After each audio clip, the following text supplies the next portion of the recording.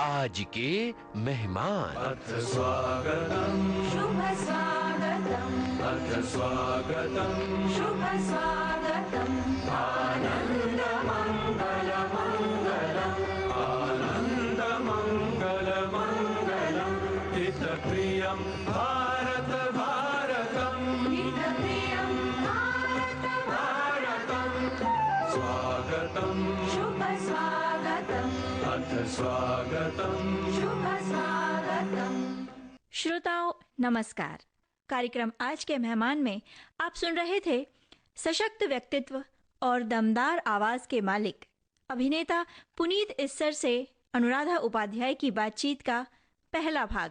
हमने जब पुनीत जी से पूछा कि धारावाहिक महाभारत में उनका पसंदीदा किरदार कौन सा था, तो उन्होंने बताया कि वो कर्ण के चरित्र से बहुत प्रभावित थे। आइए सुनते हैं आगे की बातचीत। कर्ण से बेहतर अभिशप्त कहो, मतलब जिसको ड्यू नहीं मिला जी। उस जैसा character, there is no character like Karna. और मुझे ऐसा लगता था कि कर्ण के साथ ज्यादती हुई है बेचारी की जिंदगी में तो हुई इवन मतलब धारावाहिक में भी कर्ण के साथ चोपड़ा साहब जो उन्होंने जो जस्टिस उनकी जो महाभारत बनी, उन्होंने वो भीष्म पितामह और कृष्ण मोर प्रधान थे। ठीक है, कृष्ण तो कृष्ण भगवान है जी। बट वो भीष्म ओरिएंटेड ज्यादा थी। कर्ण को उन्होंने इंपॉर्टेंस दी, लेकिन जो वर्चस्व जो कर्ण का जो आना चाहिए था जी। मुझे लगता है शायद ये मतलब मेरा हो सकता है मैं गलत हूं, मुझे ऐसा लगता है कि Karna should have been more better. वो कैरेक्टर पे और बहुत कुछ कर सकते थे और यही कारण है कि 30 वर्ष हो चुके हैं जी महाभारत को। जी। मैंने थिएटर में अपनी शुरुआत की है, एक दिल्ली की थिएटर कंपनी है, जी। उन्होंने कहा कि पुनीत जी हम आपके साथ थिएटर करना चाहते हैं। मैंने तो थिएटर आज तक नहीं किया। बोलते नहीं आप तो एक एक्टर हैं, आपको तो परफॉर्म करना है। मैंने बट मुझे रुचि उसमें होनी चाहिए, अगर वो मुझे पात्र अच्छा लगेगा तो मैं करूँगा। रावण की रामायण तो रावण के दृष्टिकोण से पूरी रामायण जो है वो अभिव्यक्त की गई है। तो मैंने कहा कि ये मुझे इंटरेस्टिंग लगा, क्योंकि मैंने रावण के बारे में बहुत कुछ पढ़ा है। इनफैक्ट 1992 हैदराबाद के डायरेक्टर हैं बापूजी, he is the Satyajit ray of Telugu industry. तो उन्होंने मोहब्बत हिंदी फिल्म बनाई थी, फिर उन्होंने बहुत अच्छी फिल्म बनाई थी, आई थिंक अनिल कपूर की जो पहली फिल्म थी शायद उन्होंने बनाई थी, बापूजी डायरेक्टर थे जी। वो 7 दिन। These are brilliant director. और वो स्पेशली माइथोलॉजी में उनका पांडित्य, उनकी महारत उनका हासिल है। सो आफ्टर सीइंग महाभारत ही कॉन्टैक्टेड मी कि मैं भागवतम बनाने जा रहा हूँ, मैं चाहता हूँ कि तुम हमारे यहाँ पे सारे नेगेटिव कैरेक्टर्स करो। वो इतने इम्प्रेस थे, तो मेरे लिए तो वो सौभाग्य की बात थी। तो जो तेलुगु और ये जो रामोजी राव जो ओनर्स हैं, उनकी फिल्म कंपनी थी उषा किरण मूवीज। सो उन्होंने भागवतम वो सीरीज जो थे उन्होंने तेलुगु में बनाया था, जिसमें सारे नेगेटिव कैरेक्टर्स मैंने किए थे। मैंने हिरण्यकश्यप किया, मैंने जय विजय किया और फिर मैंने रावण किया। तो रावण के बारे में जो ज्ञान मुझे प्राप्त हुआ, that is because of all due to Bapuji. वो किया, उसके बाद फिर हम अपने बिजी रहे, फिल्में ये वो, फिर मैंने एज ए डायरेक्टर काम किया, मैंने हिंदुस्तानी धारावाहिक बनाया, मैंने जय माता की सीरीज बनाई हेमा जी को लेके, फिर मैंने गर्व बनाई सलमान को लेके। तो करके मेरा एक सुपर हिट फिल्म बनाई which I had written and I directed. तो करते करते फिर जब ये मेरे पास पहुंचे ये 2015 को कि पुनीत जी हम आपके साथ में ये करना चाहते, 2014 आई थिंक सो, हाँ 2014। तो मैंने कहा रावण का मैंने बहुत पढ़ा है, मैं चाहता हूँ कि ये सारी चीजें अगर रावण की आए तो फिर करने का मजा है। एक रानीला का रावण अलग है, वो तो आउट एंड आउट विलन है। और वो जो एक वो केवल Ravan is not just only laughing and shouting. Ravan क्यों बहुत कुछ है रावण में। तो कहा पुनीत जी हम करना चाहेंगे। फिर then we started exchanging things, मैंने नोट्स दिए, ये आना चाहिए वो आना चाहिए। तो उसमें उस प्ले में मेरा बहुत योगदान है रावण के दृष्टिकोण से। वो हाँ रावण के दृष्टिकोण से है। तो लिखा तो अपना जो राइटर डायरेक्टर उन्होंने लिखा, लेकिन वो उनका मैटर जो स्क्रीन प्ले कैसा होना चाहिए, की लाइंस क्या होनी चाहिए, तो प्रोज का जो लिख के वो सब मैंने दिया। तो फिर वो रावण बना, वो सुपर हिट हुआ प्ले। अब वो प्ले सुपर हिट हुआ, मैं 2-3 सालों से उसे परफॉर्म कर रहा हूँ। हमने मुझे लगे 1 साल याद करने में, को पूरे वो पोइट्री फॉर्म में है, पद फॉर्म में है। It is super hit play. मैं जब भी परफॉर्म करूँ लोग मुझसे कहें पुनीत जी आप दुर्योधन का डायलॉग सुनाइए ना। तो बोला कमाल है यार, अभी आपको 3 घंटे मैंने आपको परफॉर्म करके दिखाया। और जो भी आप महाभारत मैंने लिखना शुरू किया दुर्योधन और कर्ण के दृष्टिकोण से, बिकॉज कर्ण मेरा फेवरेट पात्र था। तो मेरा था कि इनकी जो मित्रता के ऊपर क्यों ना कुछ लिखा जाए। और मैंने फिर ऑलमोस्ट 2 वर्ष लगाए मैं 2016 से लिख रहा था जी। तो आए, अच्छा फिर ये डर भी था, भय भी था कि यार मैं करने जा रहा हूँ महाभारत। आफ्टर चोपड़ा साहब की महाभारत के बाद जिसने भी किया उसने सफलता नहीं मिली जी। उतना अच्छा नहीं बना पाया कोई, और तो मेरे साथ तो डायरेक्ट कंपैरिजन हो जाएगा। अच्छा प्लस मैं दुर्योधन और कर्ण का दृष्टिकोण वो पक्ष रख रहा हूँ, but at the same time बाकी कैरेक्टर्स को डाउन नहीं कर सकता, तो it is a big challenge for me. So me and my son, मेरे जो सुपुत्र हैं सिद्धांत इस्सर, सिद्धांत, उन्होंने हमने मिल के उसका स्क्रीन पे रचा कि क्या आना चाहिए, लिखा, कई बार लिखा, काटा, नहीं अच्छा नहीं है। अच्छा it is also in poetry form. अब प्ले बहुत जल्द बॉम्बे में होगा, हमने दिल्ली में परफॉर्म किया, इसको लॉन्च किया है। बेसाख्ता मतलब लोगों की एक ही आवाज है कि it is brilliant, it is outstanding. सिद्धांत ने इसमें शायद आपका युवा किरदार जो निभाया younger है। दुर्योधन जो है वो सिद्धांत ने निभाया है जी। It is again big challenge for him, because मैंने कहा कि सिद्धांत तुम क्या करना चाहोगे, dad I would like to be younger Duryodhan, because एक मैंने एक बेंचमार्क एक जी, सेट किया है। जी। अब एक यंग बच्चे के लिए, और वो जो गुरुकुल का जो दुर्योधन है भाई, वो तो मैं तो नहीं कर सकता, तो I wanted somebody to do it, तो he is done it, it's a big and he is done it so well, people are liking. तो कहीं ना कहीं उनका भी अभिनय क्षेत्र में आने की तरफ रुझान ये है। उनकी पहली शुरुआत हुई है जी, प्ले के जरिए। आज प्ले के जरिए। हम प्ले की बात कर रहे थे, तो जब आप प्ले परफॉर्म कर रहे होते हैं तो वहां पर एक डायरेक्ट रिएक्शन आता है ऑडियंस का। बहुत ही कमाल, it's like an adrenal rush, कहते हैं स्टेरॉइड का इंजेक्शन है वो। बिकॉज होता क्या है कि आप जब परफॉर्म करते हैं आप तो बेसाख्ता आपको तालियां मिलती हैं, लोग आपके इमोशन के साथ उसमें आत्मविभोर हो जाते हैं, आप हंसते हैं। सो इट्स अ डायरेक्ट, जो आपको पता चलता है। फिल्मों में क्या होता है, आप एक काम करते हैं, फिल्म बनती है, लगती है, या टीवी सीरियल जब रिलीज होता है तब आपको रिएक्शन मिलता है, पर यहाँ पे तो ऑडियंस का डायरेक्ट रिएक्शन है, आदान प्रदान, तो it's a different high, it's a different feeling all together. तो यहाँ अगर पूछे कि आपके लिए तीनों में से सबसे प्रिय माध्यम कौन सा है, टीवी, फिल्म या प्ले? अपना एक अलग उनका नशा है, अलग मजा है जी। आप एक फिल्म कर लें वो लाइफ लॉन्ग आपकी रह जाती हैं। रह जाती है। सीरियल्स का भी ऐसा ही है, 30 वर्ष हो चुके हैं, लोग हमें आज अभी नहीं भूलते, वो दुर्योधन लोगों के जहन में है। वो उससे बेहतर दुर्योधन शायद लोगों के जहन में आ भी नहीं सकता है। चलिए अब एक गीत की बारी, हम यहाँ पर गीत सुनवाना चाहेंगे। कौन सा गीत आपकी पसंद का? आर.डी. बर्मन साहब का एक गाना है अमर प्रेम का, चिंगारी कोई भड़के। चलिए सुनवाते हैं ये गीत। चिंगारी कोई भड़के,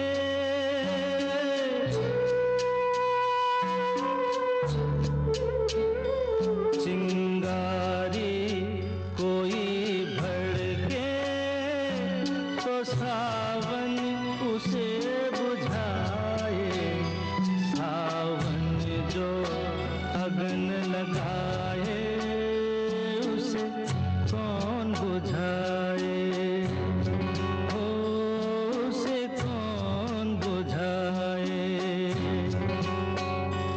पतझर जो बाग उजाड़े वो बाग बहार खिलाए, जो बाग बहार में उजड़े उसे कौन खिलाए, ओ उसे कौन खिलाए।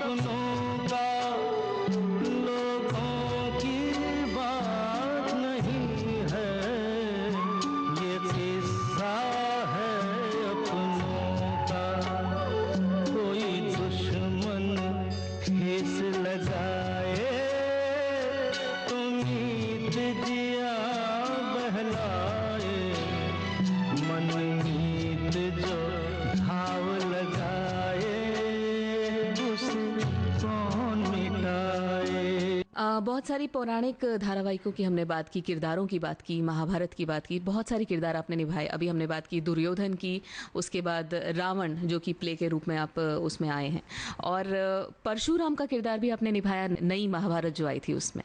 हाँ जी। और I am the only actor जिसको दोनों महाभारत में मतलब चोपड़ा साहब की महाभारत में भी मैंने काम किया, और ये स्वास्तिक प्रोडक्शन ने जो नया महाभारत बनाया उसमें परशुराम की भूमिका। तो Parshuram again is a very amazing character. मैंने बहुत स्टडी की उसके बारे में। तो जब मेरे पास आए मैंने यार मैं करूँगा, लेकिन देन परशुराम का जो है वो जो वर्चस्व कम ना हो जी।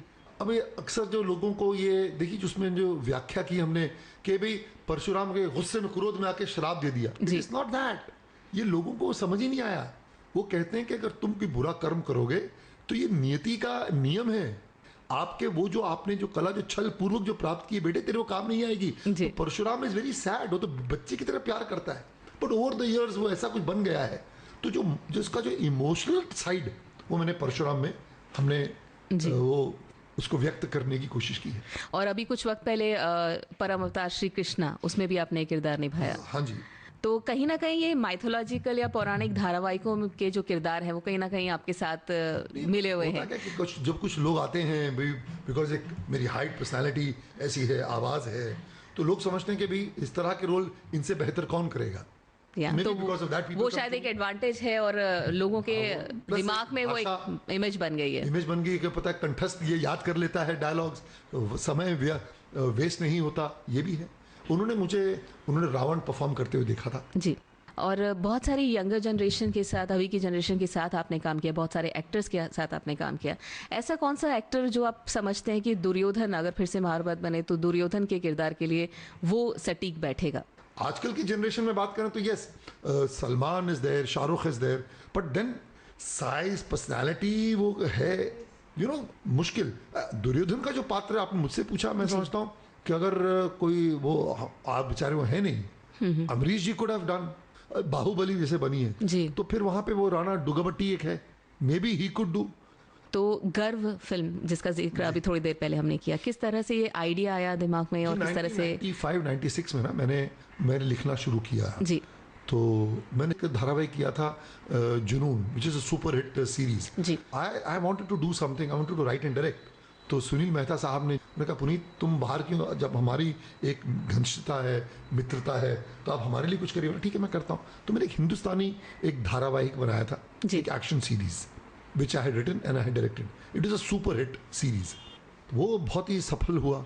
उसके बाद फिर 2001 में मैंने कहा I want to do something in mythology. तो मैंने जय माता की नाम का एक धारावाहिक जो था मैंने लिखा और मैंने बनाया। It is a super hit series. मैंने हेमा जी को उसमें थी। सारी माताओं के किरदार में हेमा जी ने निभाए जी जी। तो which I had written and I had directed. तो उसमें मैंने महिषासुर का पात्र मैंने किया था। फिर मेरा था कि अब ये 3 धारावाहिक हो चुके, अब जो है कि क्यों ना कोई नया किया जाए, and I must make a film. Salman was a dear friend, I went to Salman, narrated him the script जी। उसको बहुत पसंद आई। मैंने कहा सलमान एक तो क्या, I wanted to break his image of that lover boy and that comedy and that romantic hero. Man, you are in that age, you're going to be 40, 38-40. So maturity एक तो वो फिर, और जो पुलिस जो सशक्त एक पुलिस ऑफिसर की भूमिका पहले मैंने उनसे गर्व में कराई। उस कैरेक्टर का नाम था अर्जुन राणावत, बहुत ही सुपर हिट कैरेक्टर था। तो देखिए अगर उसके बाद उन्होंने वो उस तरह की कॉप फिल्में शुरू की। कॉप फिल्में, हाँ।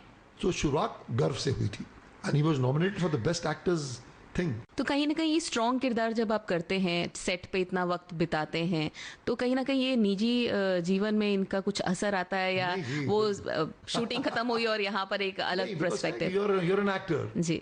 So you're like a pendulum. An actor should be like a pendulum. You're in it and you're out of it. You're in it and you're out of it. But मुझे लगता है कि जो दुर्योधन का जो कैरेक्टर है, I am very close to that character. अगर आपको एक ग्रैटिट्यूड आ जाए कि धन्यवाद करना आप सीख लें कि भाई ये जो भी ईश्वर ने दिया है, या कुछ आपके इर्द गिर्द जो जैसे मैं अपनी पत्नी की बात, मैं उनको धन्यवाद करना चाहूँगा।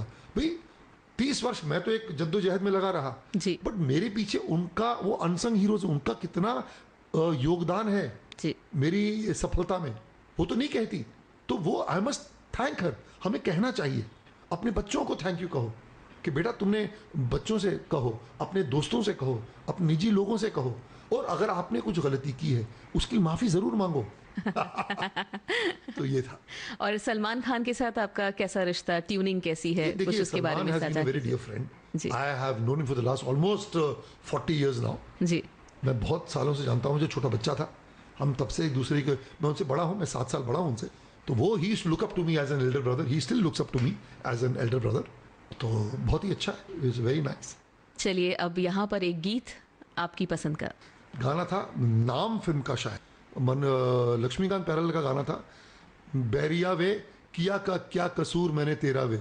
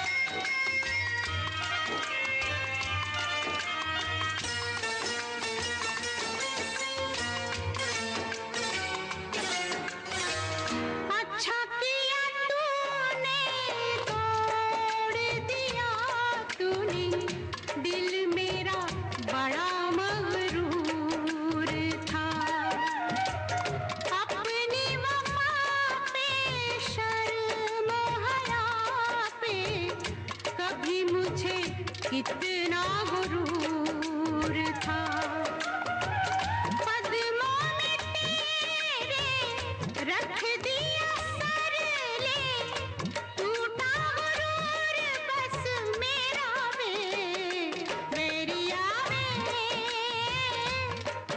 हो किया क्या कसूर मैंने तेरा वे, मेरी आवे। हम बात कर रहे हैं पुनीत इस्सर जी से। बॉर्डर फिल्म के बारे में चर्चा करते हैं। सैन्य पृष्ठभूमि पर बनी ये फिल्म, इस फिल्म में आपका बहुत ही महत्वपूर्ण किरदार था, सूबेदार रतन सिंह का। उसके बारे में बात कीजिए, किस तरह से इसे जुड़े। और आउटस्टैंडिंग लाइफ में होता है ना कि आदमी इस तरह के किरदार करना चाहता है जी, और उसने मेरी छवि तोड़ी कि सिर्फ केवल ये विलन नहीं, ये इमोशनल कैरेक्टर्स भी कर सकता है, लाइटर कैरेक्टर्स भी कर सकता है जी। एक जो कॉमेडी ये वो, तो मुझे वो सौभाग्य प्राप्त हुआ। I was very happy. और इस फिल्म के बारे में, बहुत ही भव्य फिल्म थी, मल्टी स्टारर फिल्म थी। कहाँ शूटिंग हुई और बॉर्डर का वो जो जेपी दत्ता experience है, साहब उसे जो है, share मतलब कीजिए। उनको मैं अपना गुरु मानता हूँ, बड़ा जी। भाई मानता हूँ। जी तो जब वो बॉर्डर बना रहे थे तो एक तो क्या कि माय फैमिली बैकग्राउंड आर्मी का रहा है, मेरे घर में बहुत सारे सदस्य हैं जी जो लेफ्टिनेंट जनरल्स और मेजर जनरल्स हमारे घर में हुए हैं। मुझे पता चला कि कहाँ ये शूटिंग कर रहे थे, बीकानेर में, पाकिस्तान बॉर्डर के पास पुगल एक जगह थी वहाँ पे।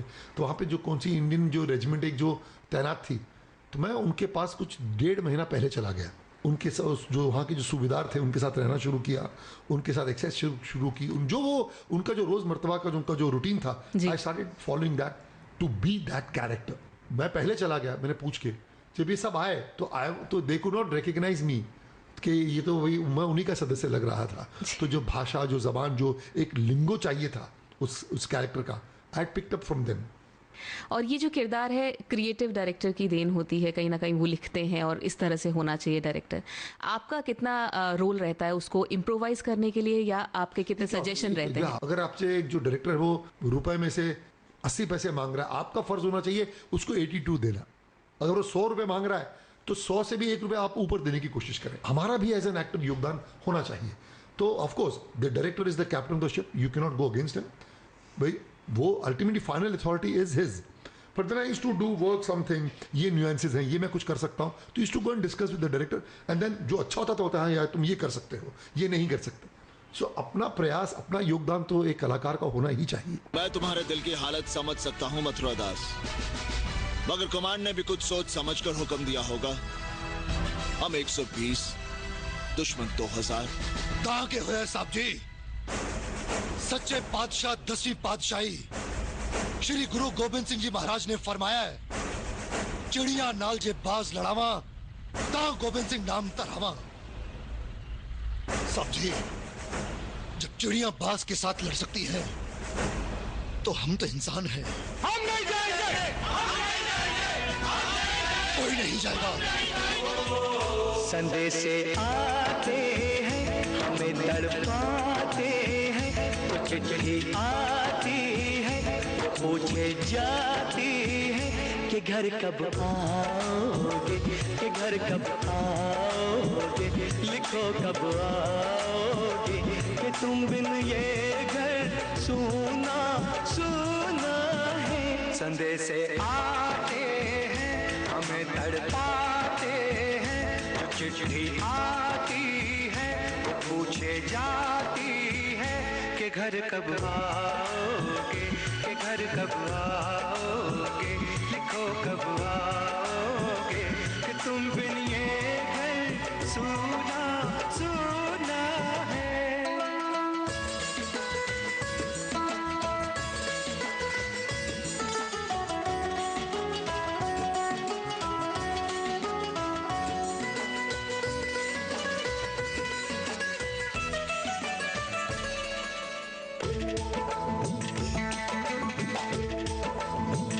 किसी दिलवाली ने, किसी मतवाली ने हमें खत लिखा है, ये हमसे पूछा है।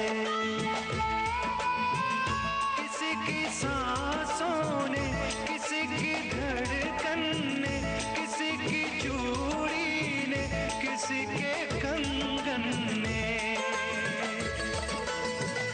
किसी के गजरे ने, किसी के गजरे ने, महकती सुबहों ने, मचलती शामों ने, अकेली रातों ने, अधूरी बातों ने, तरसती बाहों ने, और पूछा है तरसी निगाहों ने कि घर कब आओगे, कि घर कब आओगे, लिखो कब आओगे, कि तुम बिन ये दिल सूना सूना है। संदेशे आते हैं हमें तड़पाते हैं, जो चिट्ठी आती है वो पूछे जाती है कि घर कब आओगे, कि घर कब आओगे, लिखो कब आओगे, कि तुम बिन ये घर सूना सूना है।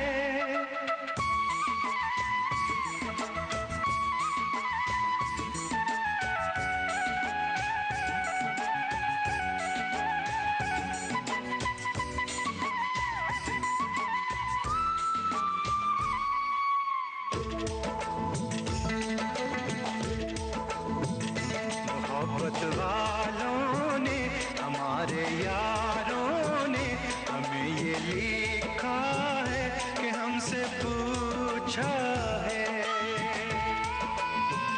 हमारे गाँव ने, आम की छाँव ने, पुराने पीपल ने, बरसते बादल ने, खेत खलियानों ने, हरे मैदानों ने, बसंती बेलों ने, झूमती लटकते झूलों में बहकते फूलों में चटकती कलियों में और पूछा है गाँव की गलियों ने कि घर कब आओगे, कि घर कब आओगे, लिखो कब आओगे, कि तुम बिन गाँव सूना सूना है। समय से आते हैं हमें तड़पाते हैं, चिट्ठी आती है पूछे जाती है कि घर कब आओगे, कि घर कब आओगे, लिखो कब आओगे, कि तुम बिन ये घर सूना सूना है।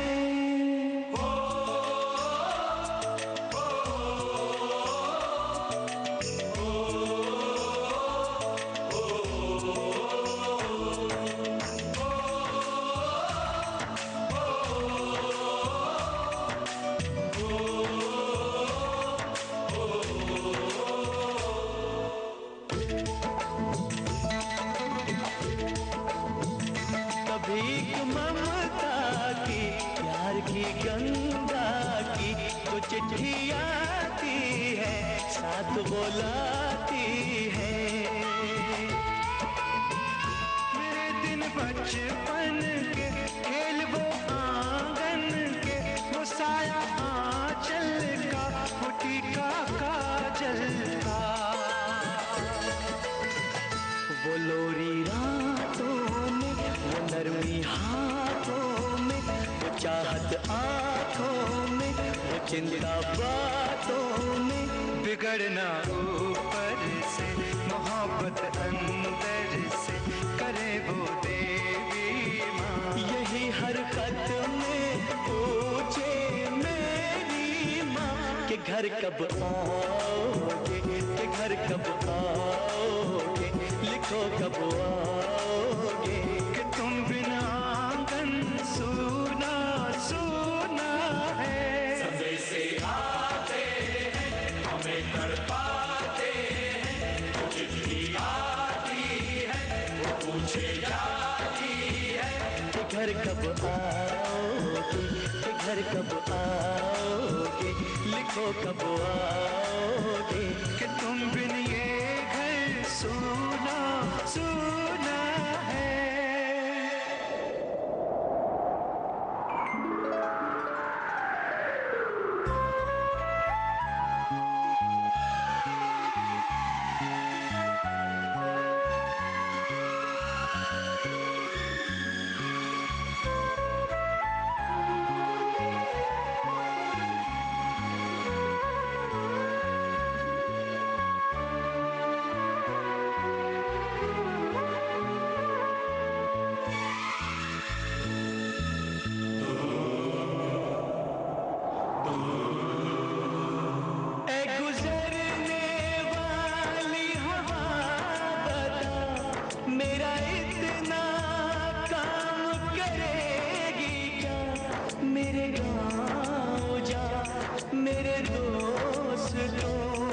सलाम दे।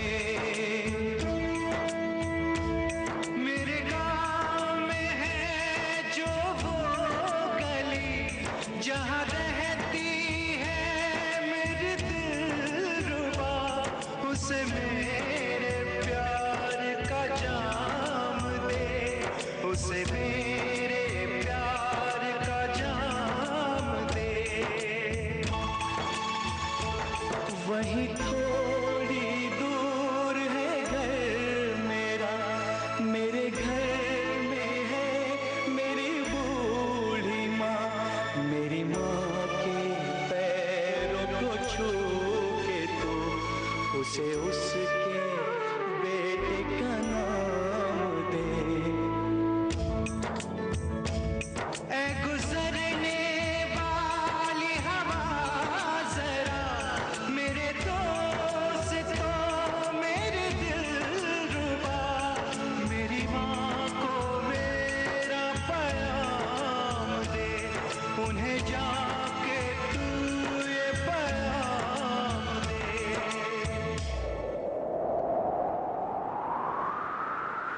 मैं वापस आऊंगा, मैं वापस आऊंगा, फिर अपने गाँव में उसी की छाँव में, कि माँ के आंचल से, गाँव के पीपल से, किसी के काजल से किया जो वादा था वो निभाऊंगा।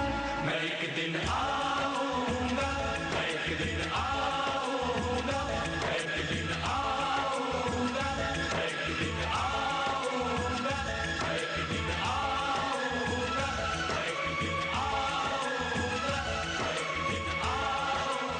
मैं एक दिन अमूमन ऐसा होता है कि आप एक्टिंग में जाते हैं, फिर डायरेक्शन और धीरे धीरे आगे प्रोड्यूसर बनते हैं। लेकिन आपने कुली फिल्म जहाँ पे आपने डेब्यू किया था, उससे पहले 1970s में ही कुछ फिल्में एज अ असिस्टेंट डायरेक्टर आपने काम किया था। काम एक माध्यम को सीखने के लिए जी। I was an assistant director with my father, with Rakesh Kumar ji के साथ मैं रहा। नटवर लाल एक फिल्म थी, उसमें आई वॉज एन असिस्टेंट। एक याराना फिल्म थी नडियाडवाला साहब की, उनमें मैं बहुत ही अप्रेंटिस के तौर पे, बहुत ही छोटा। सौदा फिल्म भी आई थी। सौदा तो मैं बहुत छोटा था जी, मेरे वो पिताजी ने डायरेक्ट की थी जी। जब मेरे पिताजी ने काली बस्ती फिल्म बनाई और प्रेम गीत, इन दो फिल्मों में मैंने सीखना शुरू किया काम क्या है, कैसा है। यहाँ पर एक गीत आपकी पसंद का हम सुन लें। लक्ष्मीकांत प्यारेलाल का गीत है, रिमझिम के गीत सावन गाए, रिमझिम के गीत सावन।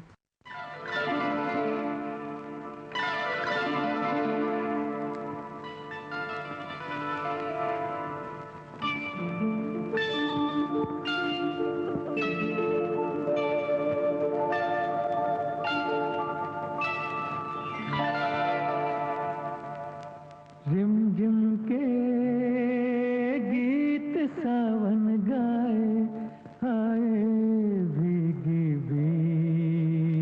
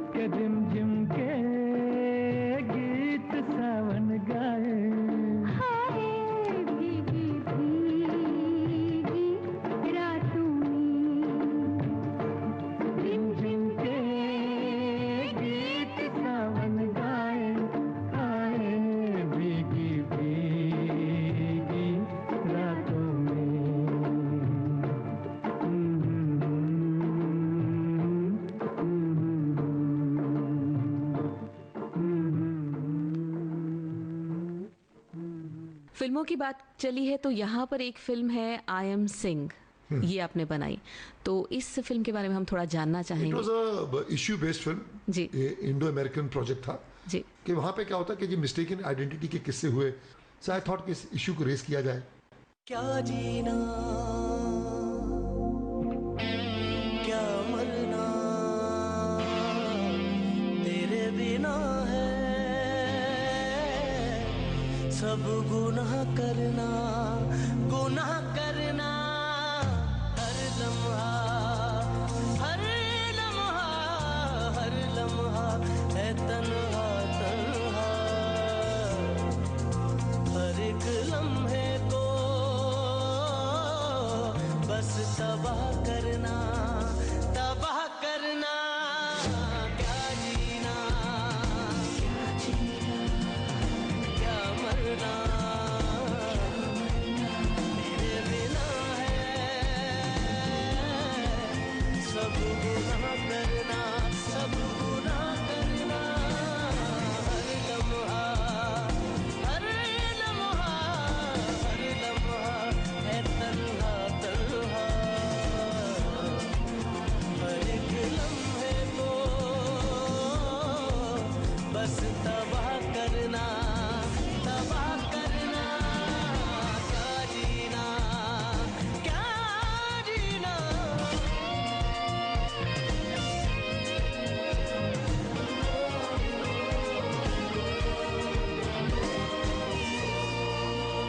तन्हाइयों से कह दो मेरे पास ना आए, वीरानियों से कह दो कहीं और ही जाए, दिल में नहीं है मेरे कोई गम के लिए जगह, हर सू तेरा जुनू ही खुशियों की बना वजह, दूरी से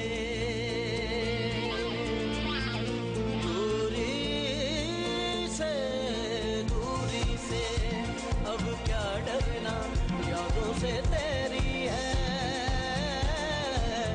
अब निभा करना क्या जीना क्या जीना।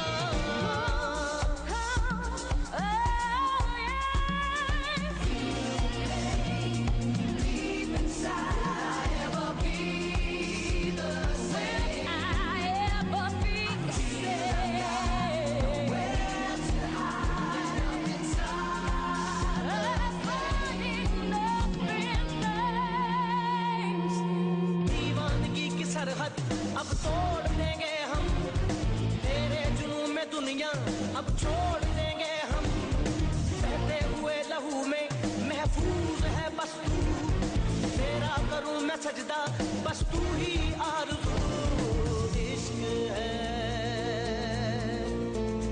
आपने टेलीविजन पर परमवीर ये चक्र चेतन करके साहब प्रोग्राम ने- किया था। तो मैंने वो परमवीर चक्र जो कैरेक्टर निभाया था जी, उसके बारे में कुछ बताएंगे। It was brilliant because that सूबेदार यदुनाथ सिंह का मैंने पात्र किया था, जो कश्मीर एग्रेशन जब 48 में हुआ था, ही हैड फॉट और उनको रोका था और फिर उसने अपने प्राण दिए थे, उसे परमवीर चक्र मिला था। See Paramvir Chakra is the most posthumous is the most highest gallantry Indian award. जी तो वो मैंने कैरेक्टर किया था, बहुत ही बढ़िया था। हमने पूरी शूटिंग बारामूला कश्मीर में उस ग्रास सेक्टर में जाके की थी, Kargil, that was 1991 we gone shot there, बहुत ही बढ़िया, मजा आया था। हम ये जानना चाहेंगे कि किरदारों को जो आपने रूप दिया है, जीवित किया है पर्दे पर, कहीं ना कहीं आपकी कदकाठी, आपकी पर्सनालिटी, आपके चेहरे का तेज, हाँ। वो उसने बहुत ज्यादा कंट्रीब्यूट किया है इन सब चीजों में, तो उसका राज क्या है और आप किस तरह से वक्त राज तो निकालते मैं हैं जो- अपने आप के ये लिए। है कि ईश्वर मतलब मेरे जीन्स, मेरे पिताजी, उनके genes, he was also very tall, very strong, तो दैट हैज कम। पर कहीं ना कहीं उसको मेंटेन करने के लिए जो आप अभी करते हैं। हमारे हिंदुस्तानियों की जो एक प्रॉब्लम है, जी। एक तो क्या है कि हम सोचते हैं कि यार एक्सरसाइज जो चीज़ है वो जवानी में ही करनी चाहिए, ये बिल्कुल गलत है। मैं तो उल्टा कहता हूँ, जब आप जैसे आप एक नई गाड़ी खरीदते हैं जी। तो आपको 3-4 साल तो उसकी सर्विसिंग की आवश्यकता नहीं पड़ती, आपको गाड़ी की सर्विसिंग की आवश्यकता पड़ती है जो गाड़ी पुरानी होती है, जब चू चू करती है तब आप उसको सर्विस कराते हैं। जी तो एक्सरसाइज का भी वही है, हमारा जो जिस्म है, हमारा जो शरीर है, ये एक मशीन है, ये गाड़ी है। जवानी में तो you can, your everything is so pure, young, so strong. After 40 it's a must, after 40 it is compulsory, after 60 तो it can not, you can not avoid. जी। आपको एक्सरसाइज करनी ही चाहिए। और हमारे जहन में लोगों ने बैठा दिया तो बुढ़े हो गए, आप बुढ़े हो जाओ, आप बूढ़े हो जाएंगे, जैसा आप समझ लेंगे आप वैसा हो जाएंगे। बिल्कुल, you must work out. Because देखिए वो क्या होता है, the bone degeneration starts once you are born and once you grow. जैसे आपकी हाइट बढ़ जाती है तो बोन ने डिटोरिएट होना ही है, जी, फैक्ट है। प्रकृति का नियम है। तो आप उसको प्रोलॉन्ग कैसे कर सकते हैं? आप और उसके इर्द गिर्द जो बोन्स के इर्द गिर्द जो आपके मसल्स हैं, आप अगर उनको स्ट्रांग रखेंगे तो बोन्स पे कम असर पड़ेगा, वो डीजनरेशन लेट होगा and you can pull it off. तो ये बहुत जरूरी है। आई एम 60 टुडे, पिलाटिस कर रहा हूँ, जी। मैं फंक्शनल ट्रेनिंग करता हूँ, मैं क्रॉसफिट कर रहा हूँ, मैं वेट ट्रेनिंग करता हूँ, मैं मार्शल आर्ट करता हूँ, मैं रोज 10 किलोमीटर भागता हूँ, मैं 4 घंटे एक्सरसाइज करता हूँ हर रोज। I do it and I can compete with any 20-year-old, क्या बात। Anybody, whether it is strength, it is stamina, speed, anything. So ये मानसिक एक ये दृष्टिकोण है, आपको मेंटली वो बनाना चाहिए कि यस हम कर सकते हैं, क्यों नहीं कर सकते। Whether it is your mother, it is your father, your grandfather, they must also exercise till you are alive. मैं कह रहा हूँ आपसे, ये तो अगर आप हमारा थोड़ा खाना, आजकल तो आबो हवा कहो या इतना पोल्यूशन आ गया है, हर चीज में कंटामिनेशन है, खाना हमको प्योर नहीं मिलता। अगर आप ये वातावरण सही हो जाए, खाना बिना सोच समझ कर खाएं, भाई मुनासिब तरीके से करें, your body can live up to 150 years. 100 साल तो मिनिमम है, वो तो हमारे शास्त्र भी कहते हैं भाई 100 साल तो एक इंसान ने जीना ही चाहिए। मुझे तो लगता है 100 क्या 200 साल जीना चाहिए, बिकॉज इतनी चीजें सीखने के लिए, इतना कुछ है सीखने के लिए। यू नो, मुझे स्केचिंग का शौक है, I sketch very well. No, I want to start that, I want to pick that up, you know, I want to do that. Maybe I want to start reading, because मैंने बहुत कम नहीं मिलता, I am a very bad reader, बहुत कम चीजें, selective चीजें पढ़ता हूँ। जी, you should work towards your body. और जब आपकी बॉडी सही होगी, आपका माइंड सही होगा, माइंड सही होगा। अच्छा, दूसरा क्या है हमारे यहाँ पे ना, it is the amalgamation of your mind, body, soul. 3 चीजें हैं जी। जी, इंसान देखिए पढ़ने के लिए, माइंड के लिए पढ़ाई करता है, सब करता है, फिर बॉडी के लिए आदमी एक्सरसाइज करता है, पर सोल के लिए तो कुछ करता ही नहीं है। तो अंदर के जो चित्त शक्ति को भी जगाना बहुत आवश्यक है। जी, तो there are so many things. मैं समझता हूँ कि एक जीवन जो है एक मनुष्य के लिए, जब इंसान ने ये मनुष्य की हम यूनि दी है हमें, तो इतनी सारी चीजें, इनको तो एक लाइफ टाइम तो मेरे ख्याल से कम है। तो ईश्वर से प्रार्थना यही करता हूँ कि बिल्कुल मुझे निरोग कहते ना, बिल्कुल स्वस्थ रखे, ताकि मैं बहुत कुछ अनुभव कर सकूँ, सीख सकूँ और प्रयास करूँ सीखने। ये हमारे यंगस्टर्स के लिए बहुत बड़ा सबक है। मैंने ये महाभारत एक नया प्ले बनाया है जी, ये बहुत बढ़िया चल रहा है। ये इसमें पूरे काव्य फॉर्म में है, मैंने लिखा है। उसमें मैं दुर्योधन का पात्र फिर कर रहा हूँ 30 वर्षों बाद, and I have lost 22 kilos for that. Today I am 99 kilos, another 3-4 kilos to go, I want to be 96, जो मेरा वजन हुआ करता था 96-98 30 वर्ष पहले। तो मैं कर रहा हूँ because you need some motivation. तो लोग जब आज मुझे देखें कहें कि यार पुनीत इज द सेम, 30 वर्ष बाद भी इसमें कोई फर्क नहीं आया, जी, तो मैं वो कर रहा हूँ। इनफैक्ट मैं ख़त्म करने के उस पर श्रोताओं को, आपने दुर्योधन का डायलॉग्स की बात की, तो मैं क्या आपको ना दुर्योधन के कुछ डायलॉग्स जो द्यूत क्रीड़ा में उसने कहे, जो तर्क वितर्क में उस पर जो एक काव्य फॉर्म में है, जो कविता के पद फॉर्म में है, मैं वो सुनाना चाहूँगा। आइडिया मिलेगा कि किस तरह की राइटिंग है। जब द्यूत क्रीड़ा में जब वो द्रौपदी का वस्त्रहरण का सीन खत्म होता है और पितामह भीष्म बहुत बुरा बुरा कहते हैं दुर्योधन को, फिर काका विदुर खड़े होकर बहुत कुछ कहते हैं, तब वहाँ पे दुर्योधन क्या कहता है, अपनी प्रतिक्रिया व्यक्त करता है, मैं वो सुनाना चाहूँगा। महामंत्री विदुर, जब द्रुपद सुता को दाव लगाया तब ये नीति कहाँ गई, न्याय नीति को समझाने की तब ये रीति कहाँ गई। मैं दोषी नहीं, दोषी वो हैं जो जुए में नारी का दाव लगाते हैं, दाव लगे को जीते जो, वो दोषी नहीं कहलाते हैं। मैं निर्दोष हूं। और पितामह, जब दाव लगाया निज नारी को तब आपने क्यों नहीं रोका। नारी क्या कोई वस्तु है, तब आपने क्यों नहीं टोका। कुलवधू लगे दाव जुए में, क्या यह नारी का आदर है। धर्म पत्नी को संपत्ति समझना सबसे बड़ा निरादर है। आप सभी सभासद संभवतः युधिष्ठिर को इसीलिए नहीं रोक पाए, मन में सोचा इसी दाव पर सब हारा हुआ वो जीत जाए। क्यों ना बोले सभी जब इसने नारी सम्मान बलिवेदी पर चढ़ा दिया, इसका पक्ष सभी को प्यारा था जिसने गूंगा बना दिया। हे सभासदों, नीति धर्म यदि कहता है कि बुरा कर्म करना है पाप, तो चुपचाप उसे सहन करना भी कहलाता है महापाप। कहता है कि मेरी समझ में तो ये नहीं आता कि जो व्यक्ति गया हो स्वयं को हार, कैसे हो सकता है उसे किसी को दाव लगाने का अधिकार? देखिए कितना पॉइंट है। कहता पूछिए अपने इस धर्मराज से, इस महाज्ञानी से, क्या पत्नी संपत्ति पति की जो दाव लगा दे जुए में, स्वयं धकेले अर्धांगनी को लज्जा के अंधे कुएं में?